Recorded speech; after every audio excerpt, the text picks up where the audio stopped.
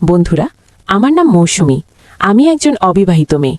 আমাদের দুই ভাই বোনকে ছোট রেখে আমার বাবা মারা যায়। সেই থেকে আমার ছোট ভাই মাহিম সংসারের হাল ধরে। মাহিম আমার থেকে 1 বছরের ছোট হলেও পড়ালেখায় খুবই মেধাবী একজন স্টুডেন্ট ছিল।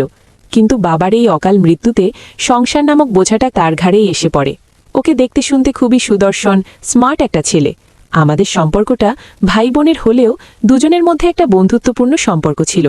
স্কুল শেষ করে যখন শহরের কলেজে ভর্তি হলাম, তখন আমি কলেজে হোস্টেলে থেকেই পড়ালেখা করি। 2-1 দিন কলেজ বন্ধ থাকলেই আমি ছুটে বাড়িতে চলে আসি।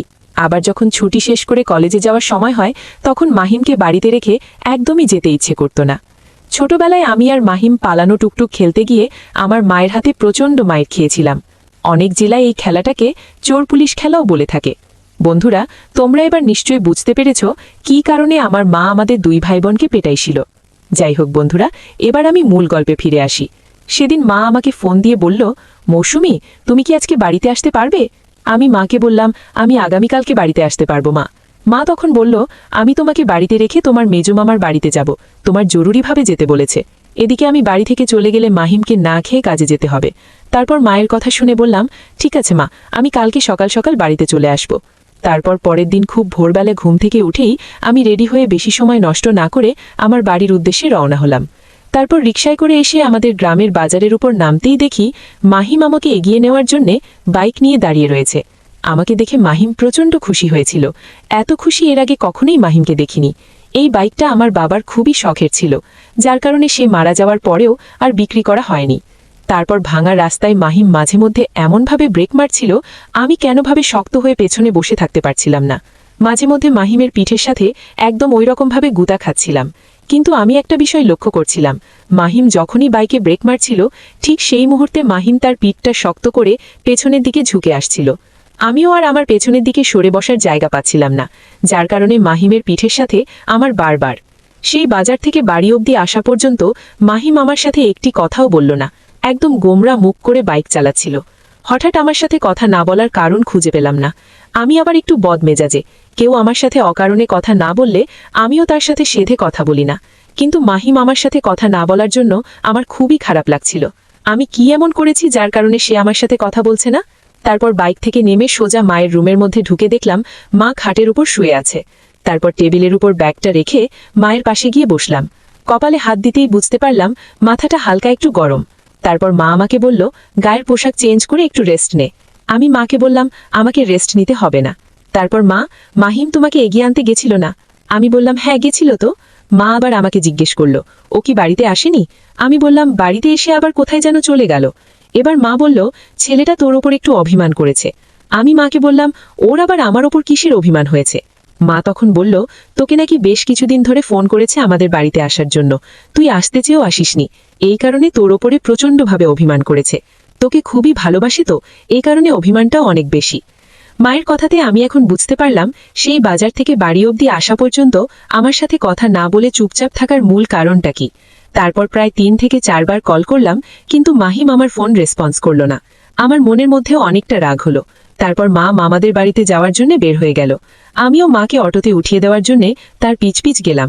তারপর মাকে আগায় দিয়ে এসে দেখি আমার ছোট ভাই মাহিম তার রুমে শুয়ে পড়ে মোবাইল টিপছে। এবার আমি চুপি চুপি রুমের ভিতরে ঢুকলাম। তারপর 1 পা 2 পা করে এগিয়ে গিয়ে তার হাত থেকে ফোনটা কেড়ে নিলাম। এবার তার ফোনের ডিসপ্লের দিকে তাকাতেই আমি তো একদম হ্যাং হয়ে গেলাম। সে আমার একটা পিক দিয়ে অন্য একটি মেয়ের মুখের ওপর বসিয়ে এমন একটা ভিডিও তৈরি করেছে, যেটা আমি তোমাদেরকে মুখে বলে বোঝাতে পারবো না। ভিডিওতে 2 জন মানুষ ছিল। ছেলে মানুষের ফেসের ওপর মাহিম তার নিজের ছবি বসিয়েছে। তারপর আমি মাহিমকে একটা জোরে ধমক দিয়ে বললাম, একটুও নড়াচড়া করবে না, যেখানে শুয়ে আছো সেখানেই চুপচাপ শুয়ে থাকো। সে বারবার বলছিল, আপু ফোনটা আমাকে দিয়ে দাও। তারপর আমি মাহিমকে জিজ্ঞেস করলাম, তুমি এসব কি ভিডিও দেখছো? মাহিম তখন বলল, এসব কিছুই না। তারপর সে বিছানা থেকে উঠে আমার হাত থেকে ফোনটা জোর করে কেড়ে নেওয়ার চেষ্টা করছিল। এবার দুজনে ফোনটা কাড়াকাড়ি করতে করতে হঠাৎ আমি লক্ষ্য করলাম ফোন কেড়ে নেওয়ার ছলে মাহিম বারবার আমার একটা জায়গায় টাচ করার চেষ্টা করছে। বিষয়টা কয়েকবার দেখার পরে আমি আর তাকে কিছু বললাম না। ভাবলাম, দেখি না ওর মূল উদ্দেশ্যটা কি। তারপর আমি বুঝতে পারলাম মাহিমের টার্গেট শুধু আমার ওই দিকে।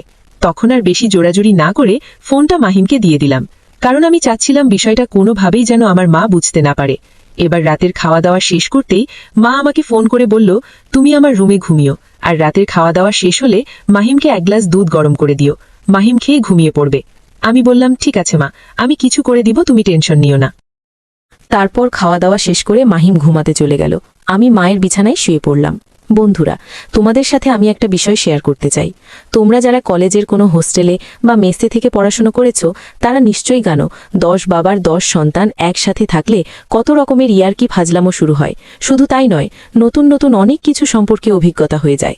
একটা বিয়ের উপযুক্ত মেয়ের অনেক সময় অনেক কিছুই মনের মধ্যে উদয় হয়ে মন মানসিকতা উল্টাপাল্টা হয়ে যায়। তখন নিজেকে একটু স্থির রাখতে কোন কৌশল অবলম্বন করতে হয়, সেটা কিন্তু এই 1 বছর হোস্টেলে থেকে আমার বান্ধবীদের কাছ থেকে আমি শিখেছি।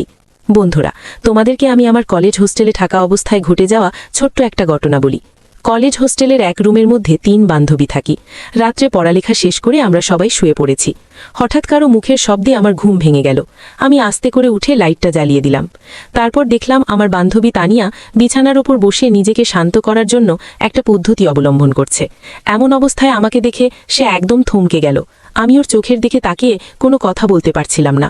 শুধু একটি কথা জিজ্ঞেস করলাম, তানিয়া, তুই এটা কি করছিস? তারপর সে আমাকে সবকিছু বুঝিয়ে বলল। তারপর থেকে আমিও এক ধরনের অভ্যেসে পরিণত হয়ে গেলাম। কিন্তু কথায় আছে না, কামারের কাজ কখনো কুমোর দিয়ে হয় না। এটা আসলেই বাস্তব কথা। তারপরও অনেকে কোনো উপায় খুঁজে না পেয়ে নিজের হাতের আঙুলগুলোকে ব্যবহার করে নিজেকে একটু ভালো রাখার চেষ্টা করে। যাই হোক বন্ধু, এবার আমরা মূল গল্পে ফিরে আসি। পরদিন সন্ধ্যাবেলা আমার মা মামার থেকে চলে আসলো। আমি মাকে জিজ্ঞেস করলাম, একদিন যেতে না যেতেই তুমি চলে আসলে যে? মা তখন বলল, মাহিমকে রেখে আমার কোথাও ভালো লাগে না, ওর জন্য সবসময় আমার টেনশন হয়। মা মাহিম সম্পর্কে এমনভাবে কথাগুলো বলছিল, সেই কথাগুলো শুনে আমার ভেতরে কেমন যেন সন্দেহের বাতাস বয়ে গেল। আমি আর দ্বিতীয়বার মাকে কোনো কথা জিজ্ঞেস করলাম না। তারপর রাতের খাওয়া দাওয়া শেষ করে আমি মায়ের কাছে শুয়ে পড়লাম। এবার আমরা মা মেয়ে শুয়ে পড়ে মামার বাড়ির গল্প করছি। হঠাৎ করে আমি মাকে জিজ্ঞেস করলাম, আচ্ছা মা, বাবা তো বেশ কয়েক বছর আমাদেরকে ছেড়ে চলে গেছে, তুমি একা একা কিভাবে এই বয়সে এই কঠিন সময় পার করছো? বাবার কথা তোমার কি কিছুই মনে পড়ে না?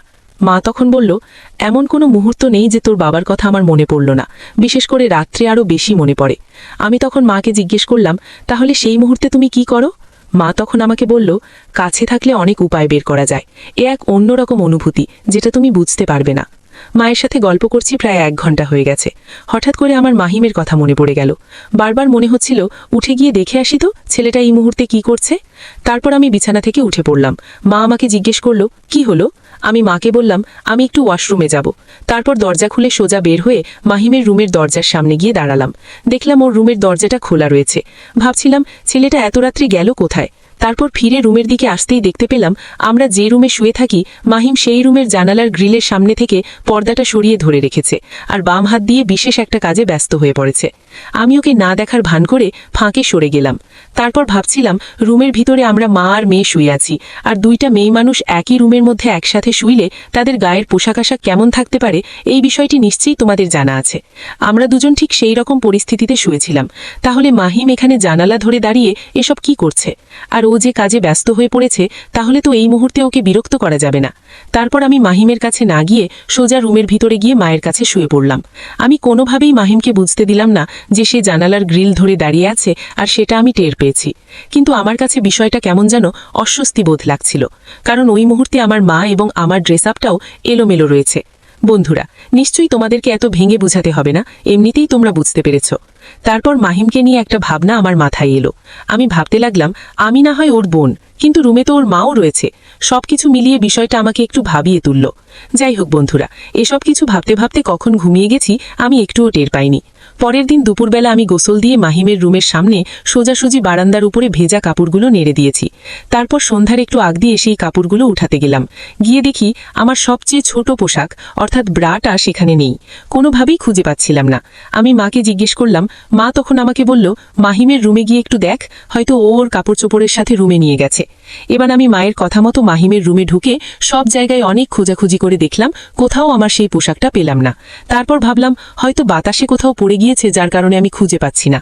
তারপর আমি গোসলখানায় ঢুকলাম হাত মুখ ধুয়ে ফ্রেশ হওয়ার জন্য। এবার গোসলখানায় ঢুকেই চোখ পড়ল আমার পরিহিত সেই পোশাকটার ওপর। আমি আশ্চর্য হয়ে গেলাম। ভেজা কাপড় শুকাতে দিলাম বারান্দার ওপরে, সেটা এখন দেখছি গোসলখানার ভেতরে। তারপর সেটা হাতে নিলাম। হাতে নেওয়ার পরে আমি বড় টেনশনে পড়ে গেলাম, কারণ আমি খেয়াল করে দেখলাম আমার ওই জিনিসটার চারপাশে সাদা সাদা কাঁঠালের আঠার মতো সাদা কি যেন লেগে রয়েছে। এটা দেখার পর আমি ভাবলাম, দেখি তো, কাঁঠালের আঠা হলে তো তেল ছাড়া শুধু পানিতে ধুইলে যাবে না। তারপর আমি পানি ধুতেই আঠা পরিষ্কার হয়ে উঠে গেল। এবার আমি একদম ক্লিয়ার আঠা সম্পর্কে বুঝতে পারলাম। বন্ধুরা, এই বিষয়ে তোমরা কি বুঝতে পারলে অবশ্যই তোমাদের মতামতগুলো কমেন্ট করে জানাবে। বন্ধুরা, একটা কথা কোনোভাবেই আমার মনের ভেতর থেকে যাচ্ছিল না, সেটা হলো আমার পোশাকটা গোসলখানার ভেতরে আসলো কিভাবে। তারপর ভালো করে দেখে অনেকক্ষণ ধরে পর্যবেক্ষণ করে বুঝতে পারলাম এটা কেউ নিজের ইচ্ছায় এমন কাজ করেছে। কিন্তু এমন কাজ কে করতে পারলো? এই বিষয় নিয়ে আমি আর কাউকে কিছু বললাম না, শুধু মনে মনে একজনকে টার্গেট করে রাখলাম। আর কাকে টার্গেট করেছি সেটা তো তোমরা বুঝতেই পারছো, তাই না? তবে আজকে মাহিমকেও বাড়িতে ঠিকমতো দেখা যাচ্ছে না। আমি আমার মাকে জিজ্ঞেস করলাম। মা বলল মাহিম কলেজে গেছে। তারপর ঠিক রাত 8টার সময় মাহিম বাড়িতে ঢুকলো। আমি মাহিমের রুমে ওর খাটের উপরে শুয়েছিলাম। মাহিম রুমে ঢুকে মাথা নিচু করে রুম থেকে বের হয়ে চলে গেল। আমি বুঝতে পারলাম না ছেলেটা কেন এমন করছে আমার সাথে। এবার আমি মাহিমকে নিয়ে গভীর চিন্তায় পড়ে গেলাম। কিন্তু বড় ব্যাপারটা হলো আমি মাহিমকে নিয়ে এতটা ভাবছি কেন। এবার আমি রুম থেকে বের হয়ে মাকে জিজ্ঞেস করলাম, মাহিম কোথায় গেল? মা বলল, ও তো গোসল দেওয়ার জন্য বাথরুমের দিকে গেল। মায়ের মুখ থেকে মাহিমের গোসলের কথা শুনে আমার মনের মধ্যে কেমন যেন একটা সন্দেহ শুরু হলো, কারণ আজকে তো তেমন একটা গরমও পড়েনি। তাহলে সে এই সময় গোসলখানায় ঢুকলো কি জন্য? এবার আমি কোনো কিছু না ভেবে সরাসরি গোসলখানার ভেতরে ঢুকে গেলাম। তারপর যা দেখতে পেলাম, হয়তোবা আমি আমার জীবনেও এই দৃশ্যটা ভুলতে পারবো না, কারণ আমি একজন কলেজে পড়া মেয়ে। অনেক কিছু সম্বন্ধে আমার ধারণা আছে। আমার ভাই মাহিমের বয়স মাত্র 21 বছর। এই বয়সে তার... বন্ধুরা, তোমরা হয়তো বিশ্বাস করবে কিনা জানি না, তবে আমি একদম মন থেকে সত্যি কথাটাই বলছি। এত সুন্দর একটা কিছু আমি দেখতে পাবো আমি কখনো কল্পনাও করতে পারিনি। এখন মাহিম আমাকে দেখে একদম প্রাণহীন প্রাণীর মতো থমকে দাঁড়িয়ে থাকলো। সে যে নিজেকে সংযত করবে সেদিকে একটুও তার খেয়াল ছিল না। এবার আমি চোখের পলকটা ওখান থেকে সরিয়ে মাহিমের চোখের দিকে নিলাম। মাহিমের চোখে চোখ রেখে আমি কোনোভাবেই তাকিয়ে থাকতে পারছিলাম না। খুব দ্রুত সেখান থেকে বের হয়ে আসলাম। তারপর আবার তার রুমে গিয়ে খাটের উপর বসে পড়লাম। কিছু সময় পর মাহিম গোসল দিয়ে তার রুমে ঢুকলো। তারপর আমি মাহিমকে জিজ্ঞেস করলাম, সারাদিন পর এত রাত্রে গোসল দিতে গেলে কেন? মাহিম তখন আমাকে বলল, খুবই গরম ধরেছে আপু। আমি তখন মাহিমকে বললাম, শুধুই কি গরম ধরেছে নাকি এর পেছনে অন্য কোনো কারণ আছে? এবার মাহিম আমাকে উত্তর দিল, কারণ থাকলে সমস্যা কি? মাহিমের এই কথা শুনে আমার প্রচণ্ড রাগ উঠল। আমি তখন তাকে বললাম, তার মানে আমি তোমার কেউ না, তাই তো? মাহিম তখন বলল, আমি তো তা বলিনি যে তুমি আমার কেউ না, তুমি আমার বড় আপু। এবার আমি বললাম, শুধু কি আপুর চোখে আমাকে দেখো? মাহিম তখন বলল, তা নয় তো কি? আমি তখন বললাম, যদি তাই হয় তাহলে হোস্টেল থেকে বাড়িতে আসাতে দেরি হওয়াতে আমার উপর এত অভিমান করেছো কেন? এবার মাহিম একদম চুপচাপ হয়ে গেল, আমার কথার কোনো প্রতিউত্তর করল না। তারপর আমি বসা থেকে উঠে দাঁড়িয়ে মাহিমকে বললাম, আমার চোখে চোখ রেখে আজ তোকে একটা সত্যি কথা বলতে হবে। আমি তোদের বাড়িতে কয়েকদিন দেরিতে আসায় আমার উপর তোর কিসের এত অভিমান হয়েছে? তার চেয়ে বড় কথা, তোর রুমের বারান্দার উপরে আমি আমার ওই ছোট্ট পোশাকটি শুকাতে দিয়েছিলাম, সেটা কিভাবে গোসলখানার ভেতরে ঢুকলো? শুধু তাই নয়, আমার নতুন এই কাপড়টা এত সুন্দর করে ওই জায়গাতে সেই আঠা মাখালো কে? একসাথে আমি মাহিমকে প্রায় 3-4টে প্রশ্ন করলাম। মাহিম আমার একটা প্রশ্নেরও উত্তর দিলে না। তারপর আমি মাহিমকে কষে 2টা ধমক লাগিয়ে দিলাম। তারপর বললাম, একদম সত্যি কথাগুলো না বললে আমি এখনই আম্মুকে বলে দেব এই কাজগুলো তুই করেছিস। আমার রেগে যাওয়া দেখে মাহিম এবার মুখ খুলল। সে আমাকে বলল, তুমি মাকে বলবে তো? বলো গিয়ে, তাতে আমার কোনো আপত্তি নেই, কারণ তুমি যা বলবে সেগুলো সম্পর্কে তোমার মা আগের থেকেই জানে। এবার আমি মাহিমের কথা শুনে স্তব্ধ হয়ে গেলাম। সে কিভাবে এই কথা বলল? তার মানে মা সবকিছু জানে? আমি আবার মাহিমকে জিজ্ঞেস করলাম, তুই এসব কি বলিস মাহিম? মাহিম তখন বলল, যেটা সত্য আমি ঠিক সেই কথাটাই বলছি। মাহিম আমাকে আরো বলল, আচ্ছা আপু, তুমি কি এটা বুঝতে পারো না যে যে স্বামীগুলো অল্প বয়সী বউ রেখে দুনিয়া ছেড়ে চলে গেছে তাদের বউয়েদের হাত ভর্তি টাকা পয়সা ভাগলেও তারা সব সময়ের জন্য মনমরা হয়ে থাকে? এর মূল কারণ হলো টাকা পয়সায় মানুষকে সব সুখ দিতে পারে না, তারা তাদের স্বামীর শূন্যতা অনুভব করে। আর এদিকে আমাদের মায়ের মুখের দিকে তাকিয়ে দেখো, সে তোমার সাথে ফোনে কথা বলার সময় অথবা সরাসরি সামনে কথা বলার সময় কখনো কি দেখেছো সে এক বিন্দু পরিমাণ আমার বাবার জন্য মন খারাপ করে কথা বলেছে? অথবা নিজের ইচ্ছায় আমার বাবার কথা তার মুখ থেকে শুনতে পেয়েছো কখনো? আমি মাহিমের কথাগুলো শুনে কিছু সময়ের জন্য একটু ফ্ল্যাশব্যাকে গিয়ে মিলিয়ে দেখছিলাম। সত্যিই তো তাই, আমার মা কখনো বাবার জন্য এক তিল পরিমাণ কষ্ট পেয়ে মন খারাপ করে থাকে না। সে সব সময় আমার ছোট ভাই মাহিমকে নিয়েই ব্যস্ত থাকে। এবার আমি মাহিমকে জিজ্ঞেস করলাম, এর মূল কারণ কি? মাহিম তখন বলল, বাবার কথা মায়ের মনে না থাকার মূল কারণ হলাম আমি। মাহিমের কথা শুনে আমার চোখ কপালে উঠে গেল। ওই মুহূর্তে আমি ভাবছিলাম, হয়তো ছেলেটা শহর থেকে ভুলভাল কোনো কিছু খেয়ে এসেছে, যার কারণে সে এসব উল্টাপাল্টা কথাবার্তা বলছে। এবার মাহিম আমাকে বলল, আপু, তুমি হয়তো ভাবছো আমি এসব হাত বানানো কথা বলছি, কিন্তু বিশ্বাস করো আমি একদমই ফলস কথা বলছি না। তারপরও যদি তোমার অবিশ্বাস মনে হয়, তাহলে আজকে আম্মুর কাছে তুমি ঘুমাবে না। তোমাকে তার কাছে ঘুমাতে বললে তুমি বলবে তুমি একা একা আলাদা রুমে থাকতে চাও। তারপর তুমি আলাদা রুমে থাকলে আমি তোমাকে যে প্ল্যানে, যে সময়ে, যেখানে আসতে বলবো, তুমি ঠিক আমার কথা মোতাবেক সেই মুহূর্তে সেখানে উপস্থিত থাকবে।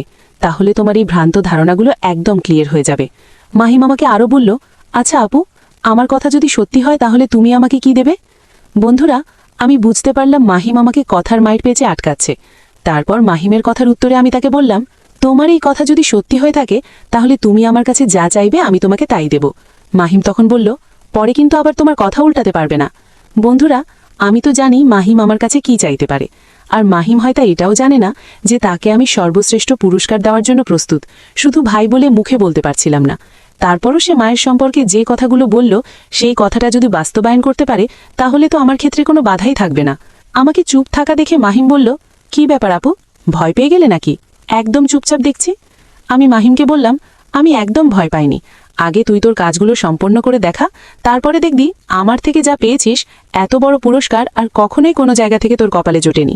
মাহিম বলল, ঠিক আছে আপু, তাহলে আজকে রাতেই তুমি সবকিছু বুঝতে পারবে। বন্ধুরা, তারপর থেকে আমার ঘড়ির কাঁটা গোনা শুরু হলো। আমার কাছে মনে হচ্ছে কোনোভাবেই যেন দিন শেষ হয়ে রাত আসছে না। এক পর্যায়ে আমার অপেক্ষার প্রহর গোনা শেষ হলো। বাড়িতে আসা আমার প্রায় 1 সপ্তাহ হয়ে গেল।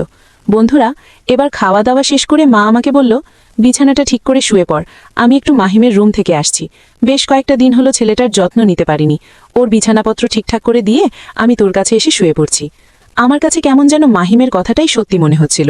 আমার মা হয়তো ভাবছে আমাকে তার বিছানায় শুইয়ে রেখে মাহিমের রুমে যাবে, কিন্তু সে হয়তো জানে না যে আজকে তার ছেলের সাথে আমার কিভাবে কন্ট্যাক্ট হয়েছে। এবার আমি মাকে বললাম, ঠিক আছে মা, তুমি মাহিমের রুম থেকে খুব তাড়াতাড়ি ঘুরে এসো। এবার প্রায় আধা ঘন্টা পর রাহুল আমাকে ফোন করে বলল, আপু, তুমি প্রস্তুতি নাও, মা এক্ষুনি আমার রুমের ভেতরে আসবে। এবার আমি মাহিমকে বললাম, আগে তোদের কার্যক্রম শুরু কর, আমি সময় চলে আসব। বন্ধুরা, এবার প্রায় 5 মিনিট পরে আমি মাহিমের রুমের পেছন জানালার কাছে গিয়ে দাঁড়িয়ে থাকলাম। এবার আমার মা চারদিকে তাকাতে তাকাতে মাহিমের রুমের ভেতরে ঢুকে পড়ল। তারপর আমার মা মাহিমকে বলল, আজ প্রায় 4-5টা দিন অসুস্থতার জন্য আমার সোনা বাবাটা একটুও যত্নাদি নিতে পারিনি। আজকে অনেক সময় নিয়ে খুবই ধীরে ধীরে সব ধরনের খাবারই আমার বাবাটার মুখে তুলে খাওয়াবো।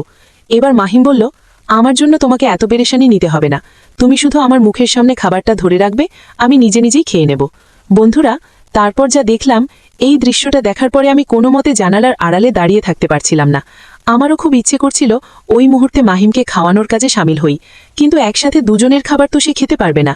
তাই অনেক ধৈর্যে জানালার পেছনে দাঁড়িয়ে আমার মা ও ভাইয়ের খাওয়া দাওয়া করার ব্যাপারটা দেখে যাচ্ছিলাম। প্রায় আধা ঘন্টার বেশি সময় ধরে তারা খাওয়া দাওয়া করল।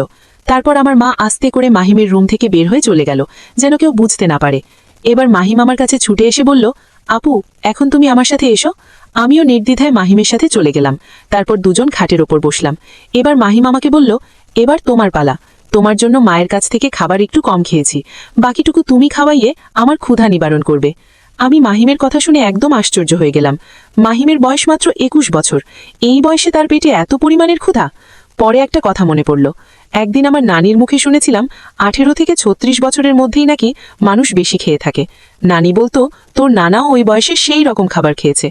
আজকে আমার ভাই মাহিমকে দেখে নানির কথাটা বিশ্বাস করলাম। তারপর আমি আমার ভাইকে নিজেই কয়েক রকমভাবে নিজের হাতে তার মুখে খাওয়াতে থাকলাম। তারপর যা ঘটল আজকে আর না বলি। গল্পটি যতদূর পর্যন্ত শুনেছ, তোমাদের কাছে কেমন লেগেছে অবশ্যই কমেন্ট করে জানাবে। সবাই সুস্থ থাকবে, ভালো থাকবে, নিজের পরিবারের দিকে খেয়াল রাখবে। আল্লাহ হাফেজ।